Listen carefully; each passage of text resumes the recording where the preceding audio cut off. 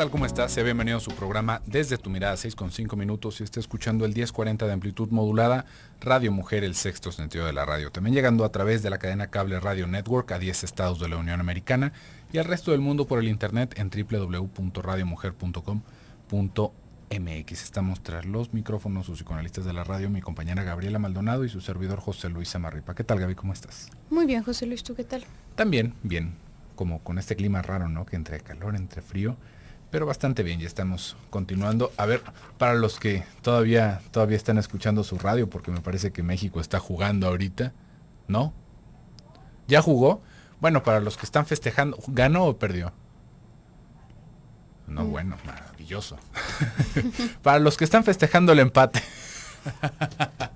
Sí, bueno, la cosa es festejar, ¿no? En el Mundial. Pero bueno, el día de hoy tenemos un tema interesante, el impacto de descubrir medios hermanos y las dudas sobre su origen. ¿Qué sacón de onda es esto para tantas personas, ¿no? Que de repente, tal vez por la muerte del padre o en la misma escuela, ¿no? Hay historias en donde de repente llegan a ser compañeros en el mismo salón o en la misma escuela y vemos a una persona como muy parecida, ¿no? Vemos a una persona con ciertos rasgos, a veces hasta con el mismo apellido, ¿no? Y decimos, mira qué curioso, ¿no? Se llama como yo, se llama como yo, y págatelas que era nuestro hermano o nuestra hermana, ¿no? Y nosotros decimos, bueno, ¿qué pasó? Y ahí es en donde se descubre todo este asunto, ¿no? Por una o por otra cosa, no nos va llegando de primera mano la noticia, y esto se vuelve algo realmente traumático. Y parte de lo que estábamos hablando el día de ayer, Gabriela, de cómo estos medios hermanos pueden haber surgido de una relación extramarital, ¿no? Y hasta ese momento, ¡pum!, viene, digamos, como a colación a la plática. Y esto puede desencadenar muchísimas cosas dentro del ambiente familiar. ¿Por qué? Porque, bueno, es como la prueba fehaciente de que el padre efectivamente fue infiel, o que la madre. Está un poco más difícil pensar que bueno, aparezca un medio hermano de la madre, ¿no? Claro. Porque, bueno, pues se nota, ¿no? Cuando no hay mucha forma de esconderlo. No hay mucha forma de esconderlos, ¿no? De todas maneras, puede llegar a suceder que los padres, por ejemplo, estén viviendo en lugares distintos durante algún tiempo y, bueno, se haga una familia de una o de otra forma. Es mucho más complicado para la mujer que para el hombre que, digamos, tener este tipo de familia fuera del matrimonio. Porque, bueno, también para la mujer, si es por una infidelidad, se tiene dentro del matrimonio, aunque no sea de la misma pareja, ¿no? Es una cosa bastante difícil de conceptualizar, y que principalmente creo que en esa dificultad de conceptualizarlo es lo que se vuelve traumático.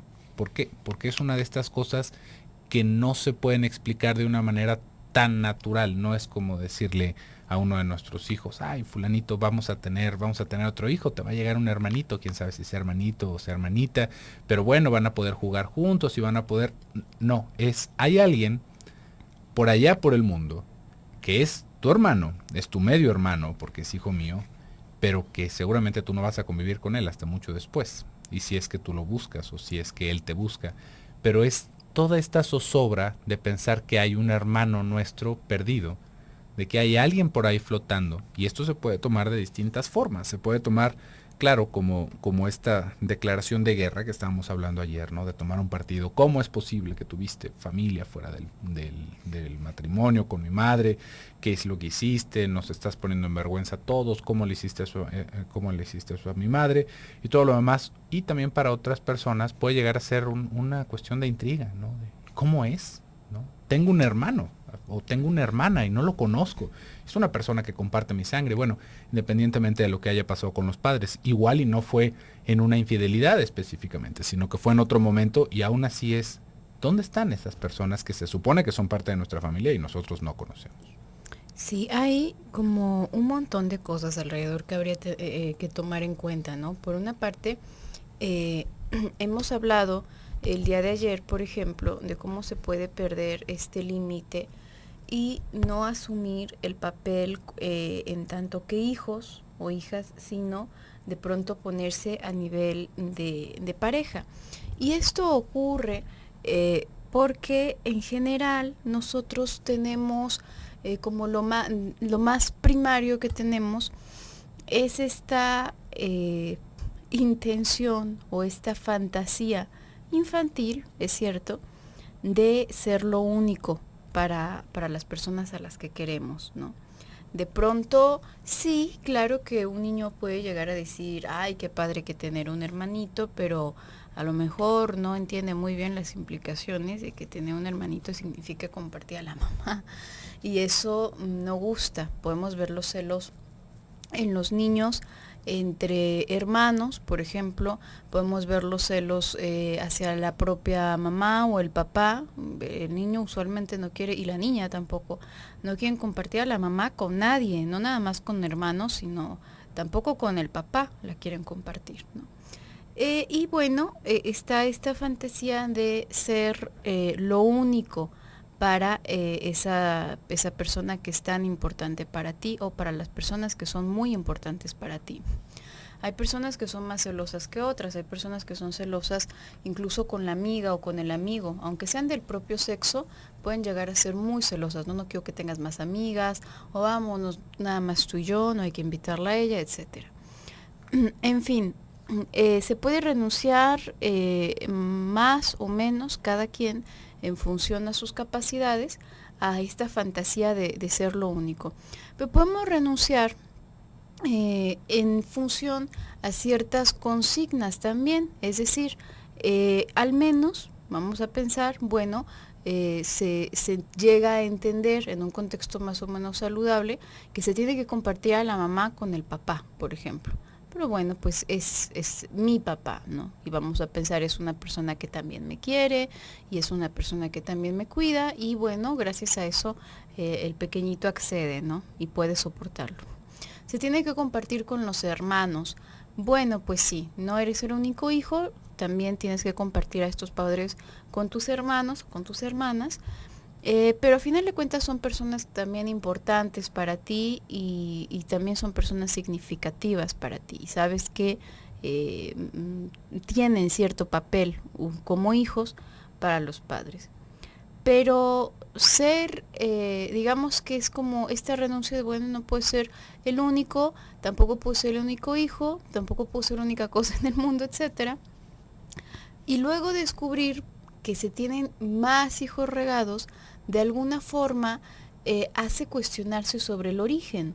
¿Por qué sobre el origen? Porque entonces el cuestionamiento va en función de ¿y qué significa, o qué significado tiene más bien para este señor los hijos, ¿no? ¿Qué papel tengo como hijo? Porque al final de cuentas vamos haciendo estas renuncias. Hemos dicho siempre, no hacemos absolutamente ningún tipo de renuncia si no es en función de un intercambio, ¿no? Ahora soy una persona más capaz, ahora soy una persona más adulta, y eso me hace sentir bien, voy a renunciar a ciertos placeres infantiles, ¿no? Y en esta transacción, pues sí, muchas personas se quedan en este cuestionamiento de, ¿y entonces qué significado, a final de cuentas, si es ser el único o no ser el único, pero ser importante, qué significado tienen los hijos, ¿no? A final de cuentas, si están regados así como quién sabe qué cosa. Vamos a ir a un pequeño corte y regresamos.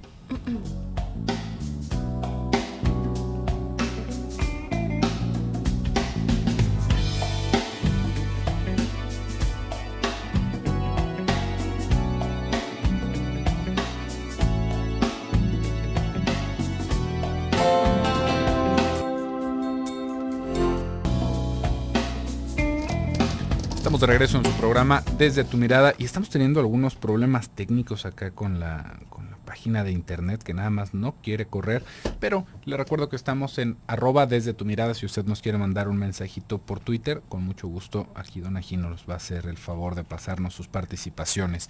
Y antes del bloque comercial me quedaba pensando, Gaby, hasta el nombre, ¿no? Somos medios hermanos, ¿no? Evidentemente que cuando se habla de medio hermano es que solamente estamos hermandados por un padre, ¿no? Uh-huh. Entonces somos medios hermanos. Pero suena de todas maneras como a medias, ¿no? Suena, digo, evidentemente que no es el caso, pues, pero hasta el nombre se puede llegar a usar como algo despectivo. Es que ellos son mis medios hermanos, ¿no? Porque a final de cuentas no decimos, él es mi primo hermano, ¿no? Decimos, es mi primo. Uh-huh. O decimos, es mi tío, ¿no? No es mi tío abuelo, no, es mi tío.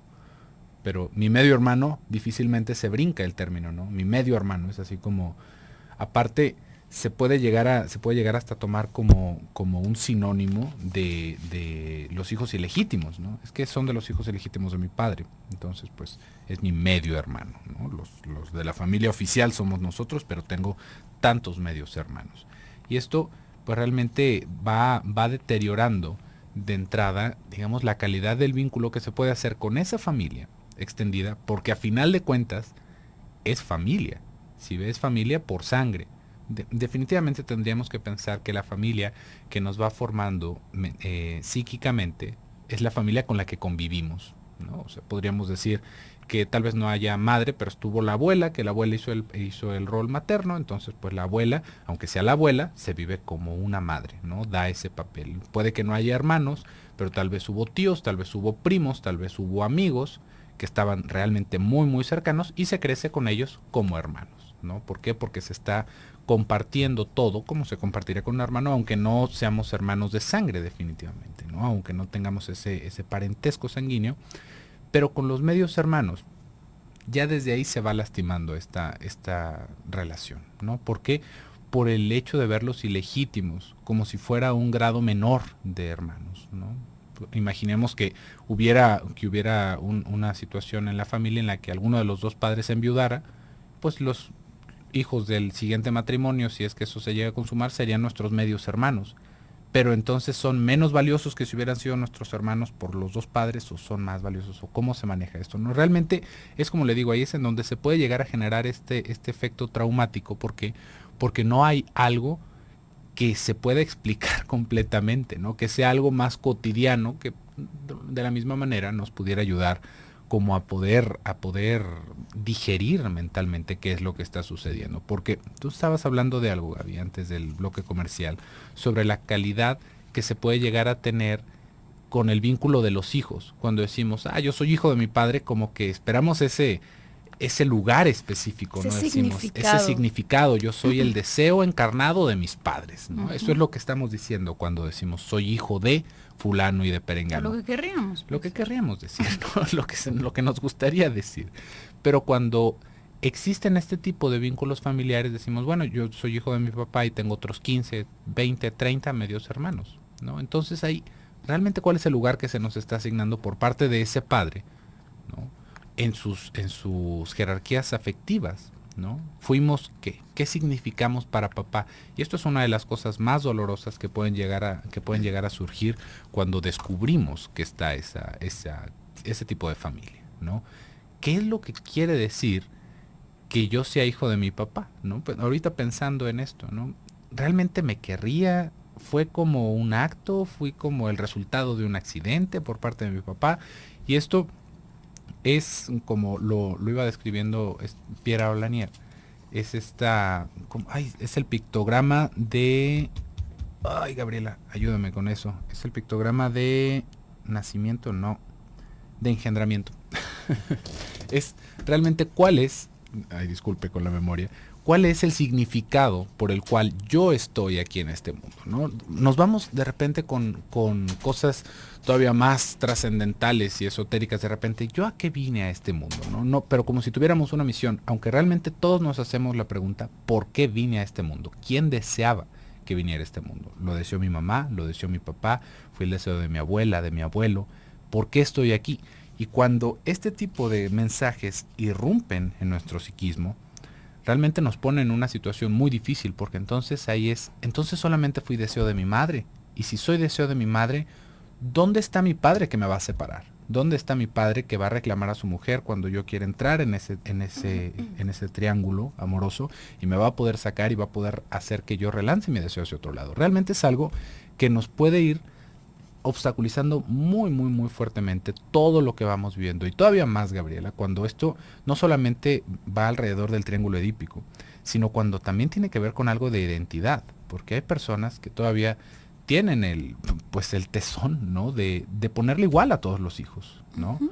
A todos los hijos hombres se llamaron Pepe y todas las hijas mujeres se llamaron María, ¿no? Uh-huh. Entonces, yo soy María y hay otras 8 Marías, otras 12 Marías, yo soy Pepe, ¿y cuántos Pepes hay? ¿Quién soy yo? ¿No? Realmente es una cosa muy, muy profunda. Y es que en verdad que nos lanza al origen, ¿no? Por eso lo estamos relacionando con las dudas sobre el origen, no únicamente, y a un origen verdaderamente mucho más atrás de lo que te puedas imaginar. La persona en sí probablemente no es que se va a poner a filosofar acerca de estas cuestiones existenciales de forma directa. Lo más común es que simplemente se quede confundida, es que simplemente se quede en esta sensación de no tener mucha importancia, de que su vida no tiene mucho significado o mucha utilidad. No lo va a alcanzar a hilar conscientemente con cómo es que significa su propio origen, pero todos necesitamos significar nuestro origen. Todos lo hacemos, y cuando ocurren estas cosas, cuando se descubren este tipo de cosas, genera un impacto verdaderamente importante, que quizás la persona conscientemente dice, pues yo ni me pongo a pensar en eso, pero sí tiene un impacto importante. Yo recuerdo a una mujer que platicaba. Esta mujer tuvo más de 30 hijos. Esta persona estaba por ahí siendo entrevistada y más de la mitad de los hijos se le habían muerto. Una persona que, bueno, pues vivía como en un contexto distinto al de la ciudad, y además con una mentalidad también muy distinta al de muchísimas personas, ¿no? Había tenido más de 30 hijos, había perdido a más de la mitad de los hijos a distintas edades. No estamos hablando de abortos, de situaciones que también son muy trágicas, no, a distintas edades, 16 años, 14 años, 8 años, distinto. La mujer estaba inmutable, ¿no? Era verdaderamente escalofriante escucharla hablar de eso. No tenía ningún significado. Yo me pongo a pensar en una mujer que tiene 2 hijos y le ha muerto uno a la edad que sea, y lo dice usualmente con un dolor tremendo, incluso cuando ha sido un aborto y no han tenido ni siquiera la oportunidad de tenerlo en los brazos. Es un dolor significativo el que aparece ahí, pero aquí no aparece eso. ¿Por qué? Porque nos habla del nivel de represión. Acuérdate, hemos estado hablando todas estas semanas pasadas de cómo significa la represión y de cómo la cultura se centra en la represión, la civilización se centra en la represión. Y la cultura es lo único que nos hace distintos de los animales. Tú no ves a un gatito llorando porque se le han muerto las crías. Si salen malas, se las come. Se come a las que salen malas para tener mejor leche para las que salieron buenas. Esa es la ley de la naturaleza. Una pajarita que está alimentando a sus crías en el nido, la más grande va a empujar al piso a la más pequeña para alimentarse mejor, y la pajarita no la va a extrañar. La va a seguir alimentando ahí con el cadáver del otro chiquito, y no es porque sean crueles, es porque tienen un pensamiento mucho más primitivo, y en este pensamiento primitivo tiene un significado muy distinto todo.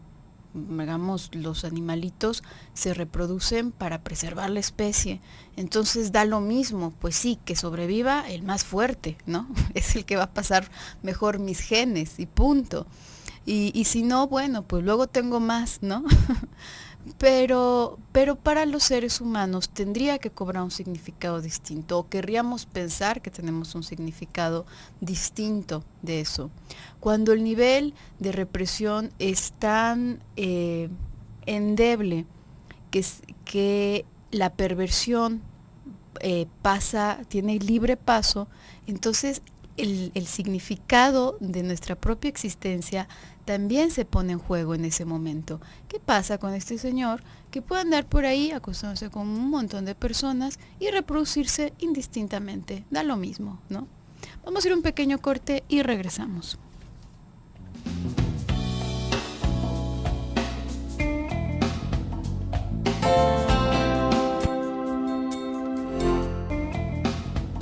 Estamos Estamos de regreso en su programa Desde tu Mirada. Le recuerdo, tenemos líneas de teléfono para que usted se comunique con nosotros. Está el 31 22 11 90 y el 36 47 18 83 y la línea nacional sin costo 01 800 727 54 20. Si está en Austin, Texas, o si está escuchándonos en Estados Unidos, puede marcar a un teléfono que tenemos que es línea directa para Austin, Texas, que es el 512 215 4909. Y acá con mucho gusto le tomamos sus recaditos o sus participaciones, como ya tenemos acá una de Marta que nos manda saludos. Muchísimas gracias, Marta, que estás escuchando el programa. Estamos hablando el día de hoy sobre el impacto de descubrir a los medios hermanos. Antes que nada, yo creo, antes de poder seguir con este tema, tendríamos que pensar cómo se van a redirigir o cómo se van a mover las economías de nuestros afectos cuando nos damos cuenta de que tenemos un medio hermano. ¿Qué quiere decir esto?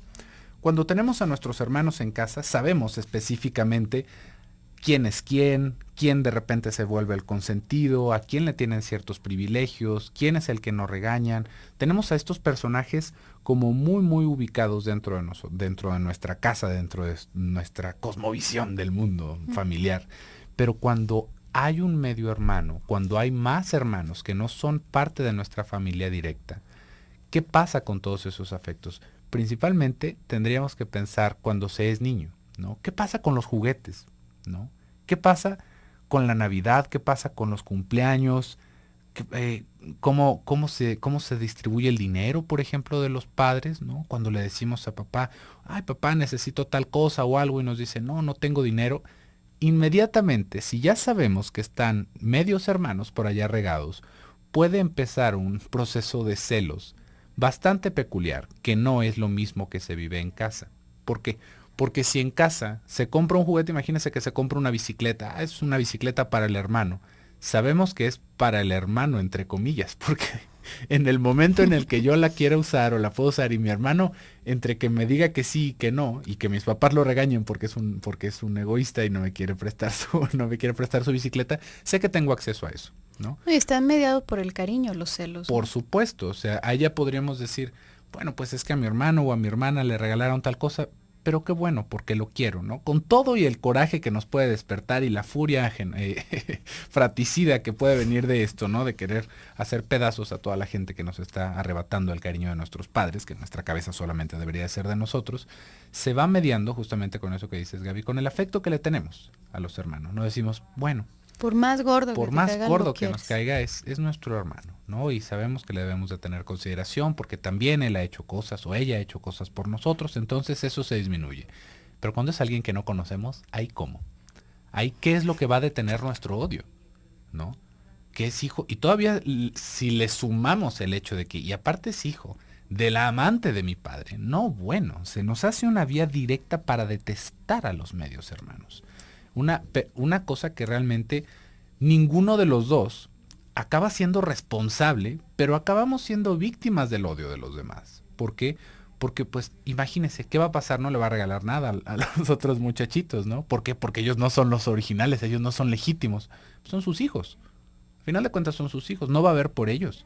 Y aparte, ¿por qué vería por nosotros, no? Porque digamos, con el concepto del padre, pues los dos son sus hijos, ¿no? Son hijos con diferentes mujeres, pero son sus hijos. Es su sangre porque él sabe que son sus hijos.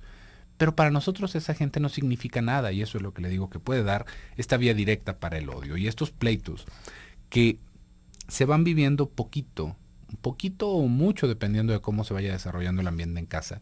Pero en el momento en el que hace falta el padre, se vuelve realmente una situación bastante molesta y bastante peculiar una vez más, ¿no?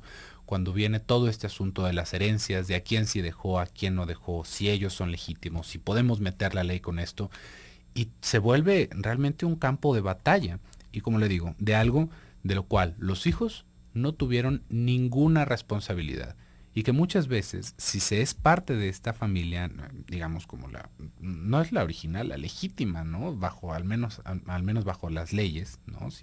Somos los hijos que nacimos en el matrimonio, nos sentimos con el derecho de aminorar la vida o los derechos de los otros. ¿A razón de qué? Realmente piense a razón de que, no, bueno, pero es que mi padre sí estaba casado con él. Estaba casado y no respetó ese contrato. ¿Qué más da? ¿No? Es como, ¿cuál sería el significado para el padre si estaba casado y de todas maneras tuvo otra familia? ¿No? ¿Y por qué pensamos que nosotros, porque somos los hijos de la mujer con la que sí se casó, tenemos más derecho que los otros? Tal vez legalmente se vaya funcionando de una manera distinta, pero dentro de los afectos, ¿cuál es la diferencia? Y esto también es un golpe a nuestro narcisismo, porque entonces, así como le estaba diciendo hace rato, ¿en dónde va quedando nuestro concepto de soy el hijo? Porque a final de cuentas somos hijos. Sí somos hijos. Imagínense que tuvo uno o dos, no que tuvo estos 30 hijos que estábamos hablando, sino que tuvo otro hijo. Y que ese otro hijo, pues también es su hijo, también lo quiere, también le tiene afecto. ¿Por qué pensaríamos que nosotros tenemos más derechos sobre sobre ese otro ser humano? Es una cosa para reflexionar realmente qué es lo que pasa con nosotros. Sí, y creo que este es uno de los cuestionamientos más importantes a propósito del origen, justamente cuál es la diferencia. ¿Y cuál es la diferencia en muchos sentidos? No únicamente en este sentido de justicia que puede tener cada persona, sino en el sentido de que vamos a regresar con este ejemplo a lo mejor muy extremo de esta mujer con 30 hijos. ¿Tú crees que sabía el nombre de sus hijos? Que les puso nombre a todos. Si les puso por orden alfabético posiblemente. No creo que supiese el nombre, no creo que le hubiese hecho funeral a todos los que verdaderamente era una cosa dolorosamente desapegada, una cosa de verdad escalofriante de presenciar. Entonces, ¿cuál es la diferencia? ¿Quién es quién? ¿Cómo se llaman? Da lo mismo. Y esto es algo que a nosotros, los seres humanos, nos rompe, nos descuadra por completo la cabeza. ¿Por qué? Porque lo que nos hace diferentes a los animales es que existimos psíquicamente. Los animalitos pues sí se crían así sin más ni más, sin tener un nombre, sin tener una identidad muy definida, sin haber quizás una diferenciación. Pues no tienen este psiquismo. Pero nosotros necesitamos sabernos, ¿tú cómo te referirías a ti mismo o a ti misma sin tu nombre? ¿Cómo? Sería una cosa extraña, ¿no? Verdaderamente, pues psicotizante, a final de cuentas. Entonces, ¿cuál es la diferencia? Justamente aquí está una parte muy importante que tendríamos que tener en cuenta, no únicamente en el sentido de los celos, en el sentido de ¿y yo qué soy? ¿Y yo cuál soy? ¿Y yo qué sí significo? Nosotros nos quedamos en este sentido, nos quedamos más o menos conformes en este sentido de pensar que somos como producto de una relación de respeto y de amor de dos personas. Pero si también eso se rompió. Es verdad que ninguna de las partes de los hijos tiene la culpa, definitivamente que no. Pero aquí entra otra cuestión muy interesante. ¿En dónde caben los medios hermanos? ¿En dónde caben en el psiquismo sin abrir paso a la perversión? Porque luego hay familias en donde se convive todo el mundo, todos los medios hermanos. Es que estos son hijos de fulanita, estos son... ¿Dónde caben en el psiquismo de una persona los medios hermanos sin abrir paso a la perversión? ¿Por qué digo a la perversión? Porque significa efectivamente decir no hay ninguna diferencia. Todos somos familia, todos somos lo mismo, venga. Y esto significa como, digamos, resignarse de alguna manera a esa idea de, bueno, sí, se rompió el contrato de confianza, se rompió el contrato de respeto, y va, ¿no? Así, vamos con esas normas, vamos con esas leyes. Es una cosa verdaderamente complicada porque lo que se genera es un sinsentido. Te odio, pero no tengo motivos para odiarte y aún así te odio. Y si dejase de hacerlo, entonces entraría a otro tipo de dinámica tampoco muy saludable que digamos. Es una cosa muy interesante, vamos a seguir hablando de esto regresando del corte. Por aquí ya tenemos una participación de Anónima que nos está diciendo, mis hijos tienen una media hermana, ellos se muestran indiferentes, a diferencia de ellos, yo siento mucho odio, rencor, celos, etcétera, todas estas emociones. Ella tiene 9 años, yo sí estoy casada y él ve más por ella, tal vez porque los míos son solo hombres.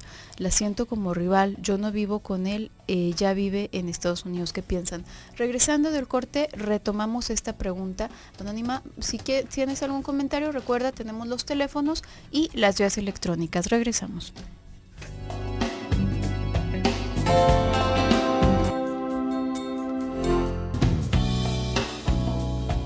Estamos de vuelta en su programa Desde tu Mirada. Ya escuchó, el día de mañana vamos a continuar con este tema. Tenemos una participación con la que nos quedamos en el bloque pasado, se la vuelvo a leer. Dice, mis hijos tienen una media hermana, ellos se muestran indiferentes. A diferencia de ellos, yo siento mucho odio, rencor, celos, etc. Ella tiene 9 años, yo sí estoy bien casada y él ve más por ella, tal vez porque los míos son puros hombres, la siento como rival. Yo no vivo con él, ya que él vive en Estados Unidos. ¿Qué piensan? Pues Anónima, realmente ahorita lo estábamos hablando desde el punto de vista de los hijos, ¿no? Cuando nosotros descubrimos que tenemos hermanos. Pero creo que esto que tú estás hablando, ¿no?, corresponde más a lo que estuvimos hablando el día de ayer sobre la infidelidad, ¿no? ¿Qué se acaba sintiendo con este tipo de situaciones y cómo lo puedes manejar tú? Porque a final de cuentas, otra vez estamos colocando nuestro odio, nuestro desprecio con alguien que no es el responsable.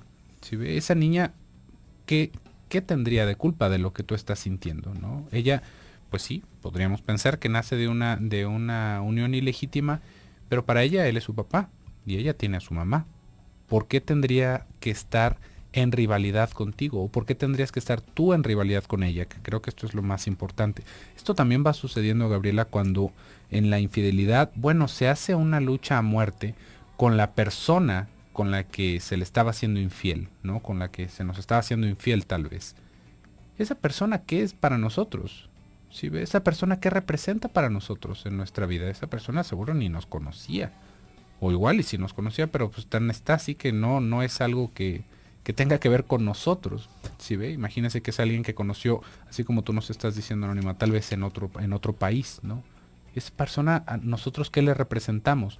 ¿Hacia dónde tendría que ir dirigido nuestro odio y hacia dónde tendría que ir dirigido todos estos afectos en pro de que pudiéramos movilizarnos de esta situación, ¿no? Tal vez a la única persona a la que le podríamos reclamar sería a nuestra pareja, porque nuestra pareja era la que estaba bajo el contrato, ¿no? Era la que nosotros habíamos confiado en su palabra.